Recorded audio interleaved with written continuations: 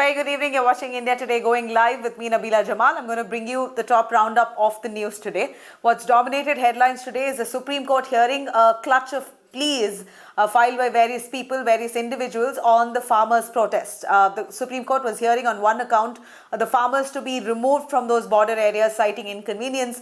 On a few other pleas, they're asking for the farm laws to be quashed, saying that it does not benefit the agricultural sector or the farming community. So while the Supreme Court was hearing the pleas, it came out quite heavy on the central government. The Supreme Court wrapped the centre on various counts. In fact, I'm going to take you through all the key points that the Supreme Court has said while hitting out at the centre, asking the centre why has the centre not managed to end the deadlock with the farmers? Why have they not managed an amicable solution with the farmers on the new farm laws as yet, and why have they not handled this entire agitation in a better manner? So all those questions that was raised on the new farm laws and the protests that the farmers have been carrying out over months now. In fact, what is the most important highlight here is the Supreme Court has suggested the government to put these farm laws in abeyance, to put these farm laws on hold temporarily, form a committee with experts involving experts within the field, those from the farming community and representatives from the government to come together, form a community and then decide on how to come out with an amicable solution. Until then, the laws must be kept on hold. This is the Supreme Court's suggestion. We're yet to hear from the government's response on that. Now, like I said, a few points that the Supreme Court mentioned, saying that the Supreme Court is not yet in favor of repealing the laws unless the committee is formed to discuss point by point. Supreme Court also went on to say that the government must put these laws on hold, and if the government does not do it, then the Supreme Court will step in and put the laws on hold. That's what the Apex Court has said. It says can't order stopping of the stir. Now remember, many petitions have been filed asking for the protests to stop, for the farmers to be moved out. Supreme Court says that Supreme Court can't ask the protesters to stop protesting. It's their fundamental right. Now, also, Supreme Court says that asking for the government to form an expert panel. It also goes on to say that Republic Day celebrations, the centre had asked for the Supreme Court to put an injunction order against the farmers carrying out a massive tractor rally, to which the Supreme Court said that the court can't do it. It's for the cops to handle the tractor rally. It's for the cops to ensure that whatever that they want to do to control the protests, the cops has to do it. It's not for the court to intervene here. Now, also, Supreme Court did observe the violence that's taken place on the protest site and urged the farmers, it will be better for the sake of the farmers and the lives itself, because the court does not want blood on its hand, for the farmers to be moving out of that protest site, of that very sensitive areas, which is the border areas. And also Supreme Court there hitting out at the government, saying it's not happy, it's very unhappy with the way the government has handled the protest so far, and asked the government if the government is part of a solution here or if the government is the problem here in this entire agitation. And of course, at the end, signed off asking for the government to find an amicable solution to these farmers stir. Now the pleas will be heard. It will be continued to hear tomorrow at the Supreme Court. So this is what happened largely. Farmers did welcome the fact that the Supreme Court asked for the laws to be kept on hold temporarily. They did welcome the move. And now a committee will be formed at the earliest. That's the decision there. Now, in the meanwhile, Karnal violence. Remember, just yesterday there was a massive violence that erupted in Karnal.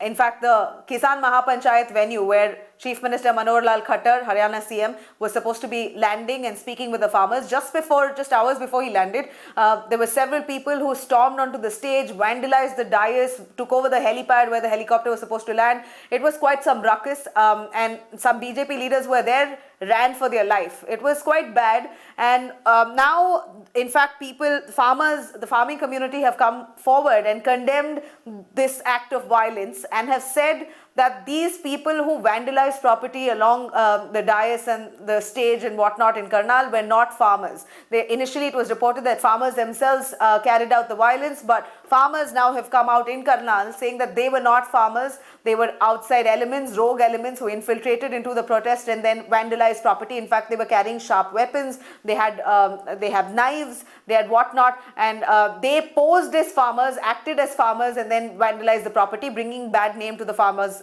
agitation. So it was not farmers. In fact, the farmers in Karnal say that those goons also vandalized standing crop of 10 to 12 acres of land in that vicinity of Karnal. And now the Karnal farmers are asking for compensation on that as well. 71 people have been filed, have been booked, an FIR has been filed on the same. Now quickly, controversy in West Bengal there. TMC leader Kalyan Banerjee has been slammed and he's been criticized for a statement that he made. In fact, Kalyan Banerjee likened the Hathras rape and murder incident with the story in Hindu mythology. In fact, TMC MP there has drawn parallels with goddess Sita's abduction by Ravan in Ramayana with this Hathras gang rape. So this has not gone down too well. Of course, the BJP condemning this, saying that this is ridiculous, this is hurting religious sentiments, and Kalyan Banerjee must apologize, saying that this is he's trying to gain brownie points, appeasement politics, and while he's hurting Hindu sentiments, he must apologize. This is what happened in West Bengal. Now, in West Bengal itself, violence, it's not new. We've heard of cases reported in the past as well. But just yesterday, in fact, this afternoon, in fact, Suvendu Adhikari was carrying out, BJP leader was carrying out a rally there in Purulia of West Bengal. And right then, a TMC vehicle tried to pass through that rally site where the BJP supporters and the Suvendu Adhikari was leading that entire rally there at the Purulia area in West Bengal. A TMC car was passing waving a TMC flag. Just at that time, BJP supporters there stopped that vehicle and also started hitting the car with sticks and stones. That's what's been reported, and that eventually led to a scuffle and quite some commotion there around that area. So again, violence was reported in that area, that district, and clashes also broke out between TMC and the BJP workers in Burduan, and another area in West Bengal. Several supporters and party workers there also sustained injuries, and a TMC office was also vandalized in the vicinity. So this is a kind of heated exchanges in West Bengal. It's coming down to actual literal physical blows with the assembly elections just around the corner. Doesn't seem like the BJP or the TMC workers and party supporters there are able to contain their anger and aggression. They're getting down to physical, and that's what's quite worrisome. And this is almost how the political stage is heating up, with a lot of allegation against Mamata Banerjee government for not ensuring law and order in place. Now, going to Tamil Nadu, a massive uproar over what Udayanidhi Stalin said. Udayanidhi Stalin is, of course, DMK chief, Stalin's son.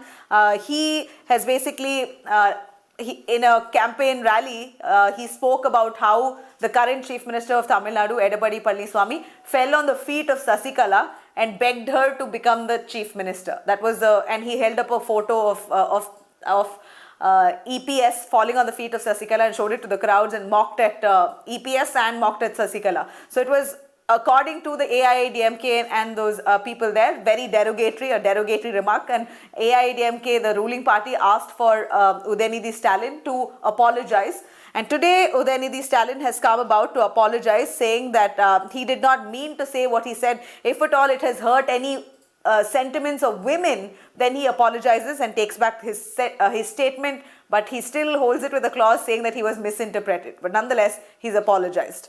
Now, owing to the mega nationwide vaccine rollout, this is going to be a huge mammoth exercise in India. One of the most awaited news that we've been looking forward to. Vaccines are finally here. Jan 16th is going to be the vaccine rollout, first phase, where the healthcare and frontline workers are going to be receiving the first shot of the vaccine. Covishield, which will be given, in the first dose will be given. It costs the government about 200 rupees per dose. So for 2 doses of Covishield, it's about 400 rupees. Mind you, the frontline and healthcare workers are going to get the vaccine for free, but there's still no clarity on the larger population, if the entire country is going to get it for free, if it's only high-risk groups and frontline workers who are going to get it for free. As of now, the frontline workers and healthcare workers are going to get this for free, and that comprises about 3 crore people in India.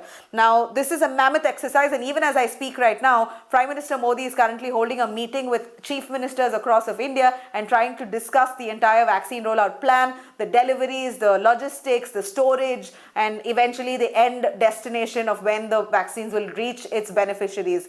Already the government has collated 3 crore people's details of their contact information, their ID cards and all of that, the information is already collated. So it's just about time that it's rolled out. The dry runs that happened 2 rounds in India have been largely successful. So we're looking forward to this vaccine rollout plan. It's exciting to say the least. At least we'll get back to normalcy. The economy will pick up.